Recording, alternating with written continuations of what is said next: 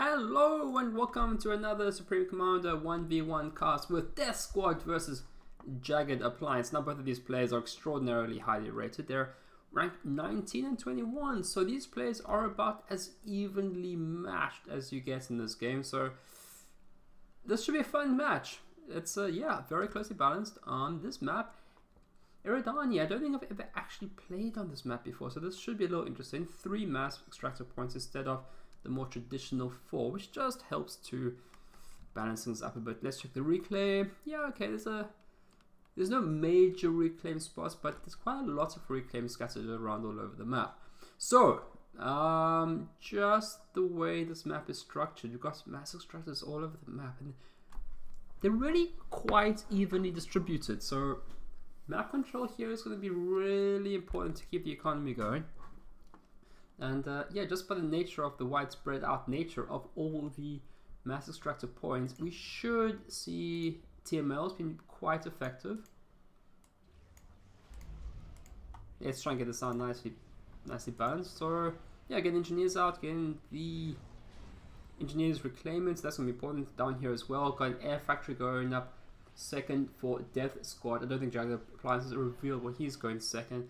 Probably an air factory too. It's going to be important to get those engineers around the map as quickly as possible, and for that you're going to need an air transport. Some interesting cliff dynamics going on over here. So yeah, there are a few.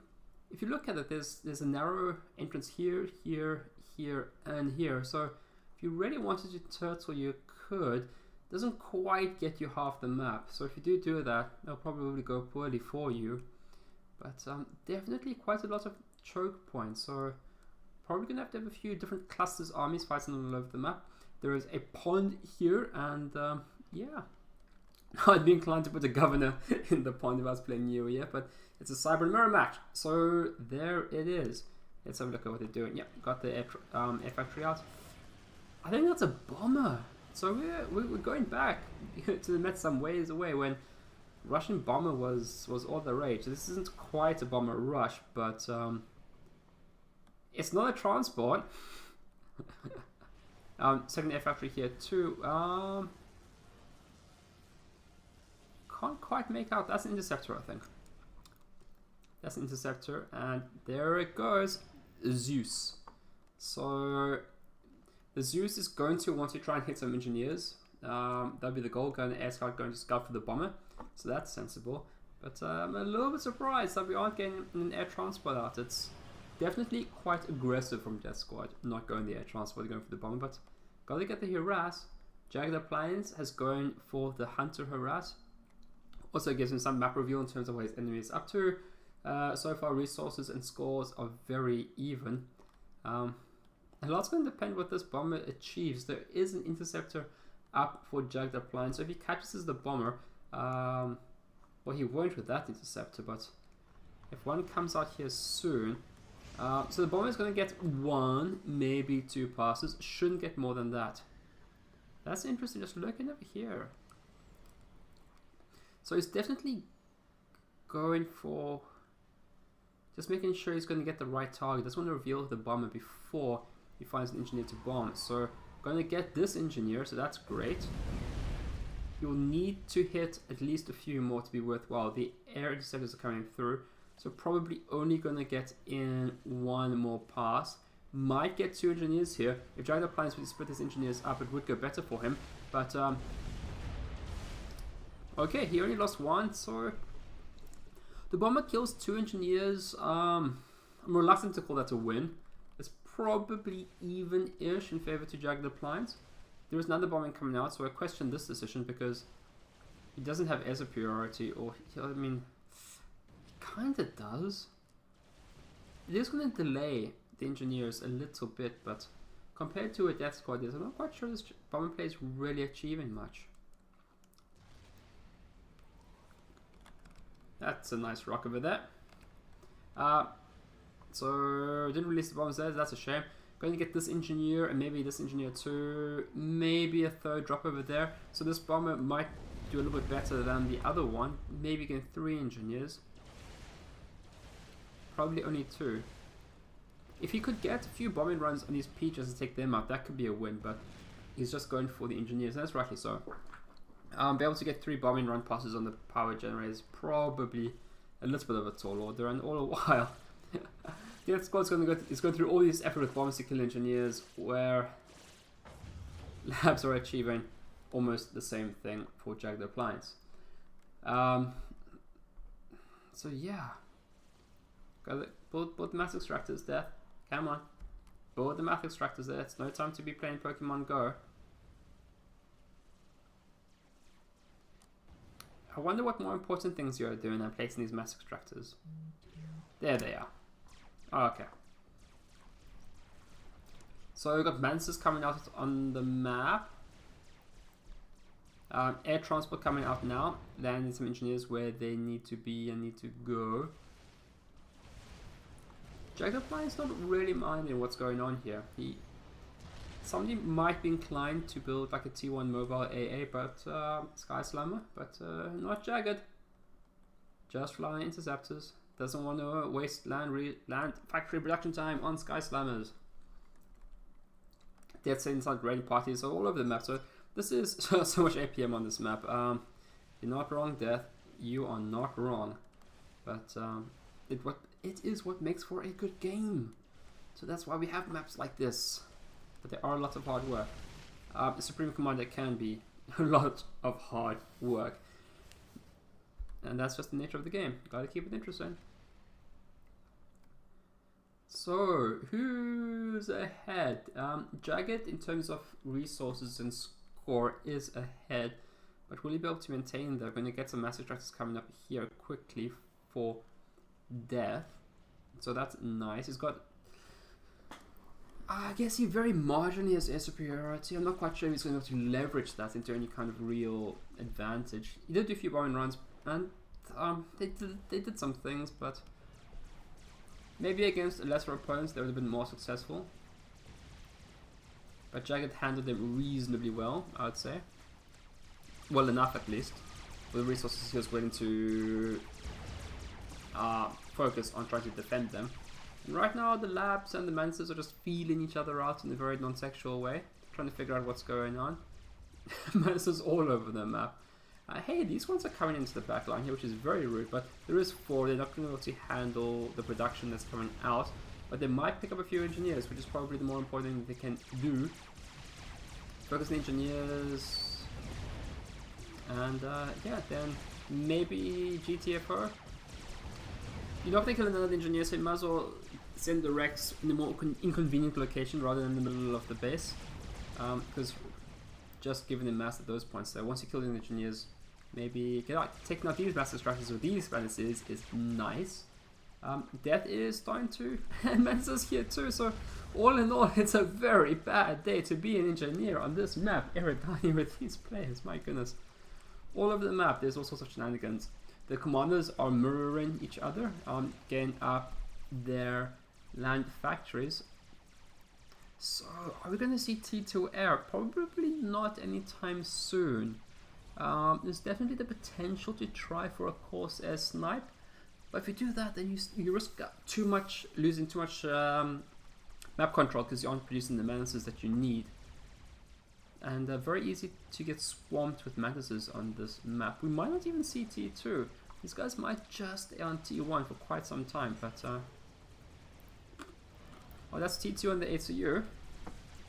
So I wonder what he's up to. I wonder what he's up to indeed. Is he going to consider going for a TML? Or maybe just more combat upgrades? Because the main advantage of going T2 on this map is to be able to build T2 land units or T2 air units. So going T2 upgrade on the ACU makes me definitely think he's going to go for a building that he can build with his ACU. Not having to bother with a T2 land engineer. Or, as I said, combat upgrade. So I think the TML could be very successful on this map if he has T2 maxes. His opponent has T2 maxes, and he's starting to build one. It's not really a target that's really crying out to be taken out by a TML. So maybe it's combat upgrades. We'll have to watch this quite closely. I'm quite curious about what Jagged is planning to do with that. Because right now the name of the game is T1 spam. And that's not counted by a ACU going T2. Got some engineers going somewhere, hopefully not to their death, which is most likely because it's a bad day to be an engineer. Hey, that's interesting. He's just going to go and reclaim this engineer as quickly as possible and then try and... Oh, the reclaim wars! I think death's ahead here. Yeah, he will. Yeah. Ah, bad day to be that Mantis. He got back into the air transport just in time to be killed by it. And there's another drop going on over here. So these players are really pushing their APM really very hard. Some nice wrecks on the map. So yeah, the T1 spam coming out is real. Some more if actually being produced. A mob of interceptors, but I think that's still pretty even. These menaces are not going to do well against this ACU. ETA all over the shop. Must be storing power or... Yeah. Okay, so what you're going to do now is the engineer... okay, build in T1 point defense. You don't need a T2 upgrade for the T1 point defense, but clearly deciding he needs one, and well, safety first. Why did you go T2? Why did you go T2? Reveal to me your secrets. Nope. He is too busy doing different things. Death is going to win the air combat war over here. More drops coming out. Probably just engineers trying to... Yeah, just trying to secure the map. Hey, it's a T1 drop here coming around. Yeah. These guys are... The T1 PD surrounded by walls is really good at just, you know, stopping these run-bys. And even if you do include T1 RT, it's difficult to control them so that they don't go into range of the T1 PD. So that did happen. Why did you go T2? Yeah, TMD Tactical Missile Defense, so he's fearing TMLs. But will he build his own TML launcher? There's no sign of a TML coming out from there. But if he wants a TMD here, then there must be something worth defending against TMDs that he is concerned about. Maybe a T2 power plant? I'm so curious about that. So he, yeah, Jagged has got a few T2 maxes. It's still very, very close economy-wise. Nice run by. It's cheeky for Jagged to come on this side of the map, trying to build massive structures here. Death being aggressive with his ACU. No upgrades on this one yet, but doesn't need them against this T1 spam. Yeah, okay, upgrade maxes, so yeah. Nothing wrong about building TMD next to your T2 maxes. That is just pragmatic. This engineer is going to do poorly. There are two engineers, so maybe he can get the reclaim wars done with 2 engineers against those 2 engineers. It all depends who clicks first or clicks fastest and hardest. Did you know the harder you click, the more damage your units do? That is a true tip. And you can believe it because I said it on the internet. Run by is probably not even aware that they're there. Just control orders being sent all over the map. So, there were 2 red engineers here, but now there's 1. I don't think you're going to do well. Unless Jagged is really careless, unless this engineer reclaim both of those, but we'll see if that happens. Oh jeez. This map is mad. This is T1 all of the map. There's not really much room for the players to go T2. We do have T2 coming down now for death. Just T2 engineers so far. 6 more than he needs. 7 more than he needs. 8 more than he needs. Time to get some hot plots or rhinos, I think. I don't think you need that many T2 engineers. You have enough T1. You just need a T2 engineer to place the thing that you need. I do have somewhat more build capacity, but I don't think you need this many engineers. Come on, give us something that's not an engineer. I should say these players are both a lot better than me, so me criticizing them is a little bit rich, but I definitely feel like these are way too many T2 engineers than he needs. I do like the run bys, continuous run bys from both of these players. Yeah, you kind of want to divide the map in half, but it doesn't really work because both of them are in each other's base the whole time. A T2 max going down. That's gonna be a setback. That's a pretty big pickup for Death. You have to take that out. He might kill more if he kills these P-gens as well. It'll definitely be a nice pickup. But there is a T2 P-gen out and a T2 air factory. So that's big. Are we going to see a Corsair snipe? That's probably the first thought that I would see if I see a T2 air factory or gunships. That could work too. If Death doesn't scout those gunships in time, that could be very, very bad. He might just use them to harass the map or go for an ACU snipe. It's hard to know. The ACU is underwater, so he's not going to be able to get an ACU snipe with gunships, but Death is very much aware of those gunships now, so he'll need T1 interceptors, and he needs them out fast. He's going T3, he's skipping T2 completely, he's going straight to loyalists. That's interesting. I wouldn't have expected that at all, but this is very, very bold, I would say, to skip T2 immediately when his opponent is on T2 air with all these interceptors. Death really needs a lot of interceptors to make sure these gunships don't ruin his day, and if he's pumping all of his resources into this land factory, it could go poorly. If Jagged just builds a horde of interceptors, wins air superiority, he could take out these P-gens, and there's precious little Death at this moment could do about that. He does have a strong eco lead at the moment. I mean, strong, it's definitely a lead, but things can shift quickly in this game. Still, charging all this T1 mat spam into the base. He's got some Sky Slammers, fortunately, so that help control the air, but I don't think he really has enough, and he definitely needs more interceptors.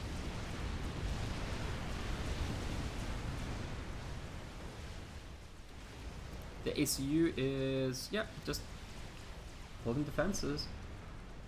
Some Cerberus turrets, I mean, they're okay. I don't think he got the value from that engineering upgrade. I don't think he got value from it. He got the TMD, but he didn't need it. He might not have been aware that he needed it, but maybe just wanted it to make sure he protected his mexes, which is fair enough, but a T2 engineer could have done that, and he would have had the capacity to build T2 land. So no, this is a cheeky madness. How did you even get here? But they do get there. I don't think Death is at all respecting the air threat that Jagged is pushing on him. I mean, he does have a lot of engineers now supporting the air factory. He does have T2 mobile flak out. But a stew is not a word. Sometimes English can be hard, but I just wish he'd build many, many more interceptors. I think that's what he should be doing. Because these gunships are going to take out mexes all over the map. And with so many mexes weakly defended, gunships are just going to really wreck the economic lead that he has, or he doesn't have now. He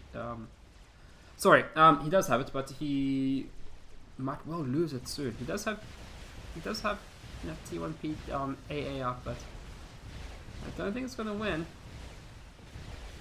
His rockets miss a lot. It is going to win, or chase him off at least. Leaving wrecks all over the map. Okay, so yeah, all of gunships coming down. If these gunships just went for these P-gens, I mean, there is some flak out here, but will it be nearby? Where are the interceptors? He's been building interceptors, they're just lying over here. He doesn't have enough to even cope with Jagged's interceptors. I just wish he would build more interceptors. Maybe he's just hoping that the loyalists will just be able to push on through, but 3 loyalists is not enough, because they can just get overcharged. You need at least more to overwhelm the overcharge potential. But these loyalists are a huge threat.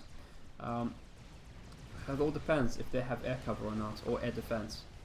He does have Sky Slammers here, hopefully to escort the loyalists. But yeah, Death has really gone for AA, mobile and static, where I know I'm repeating myself, where I just think interceptors is the better plan.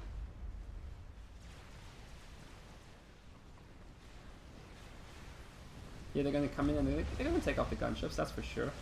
So maybe that's his plan, just with his interceptors that he does have, to pick up, to kill lone unescorted gunships. But yeah, just overcharge these guys, right? There it's gone. And he's going to have to overcharge another one soon. And 3 loyalists against an ACU. It's just a waste of mass. It's not going to get anything done. You definitely need more than 3. And yeah, that's a mass gift right there. He doesn't get the mass from the overcharge. But if he kills them, you know, conventionally, he will. So yeah, this guy's climbers are going to kill a bunch of these interceptors. So if you're going to have an air battle, it's always best to do it over your interceptors or your AA. And here they are, loyalists from Jagged. So he's got a T3 land factory here, obviously pumping out loyalists.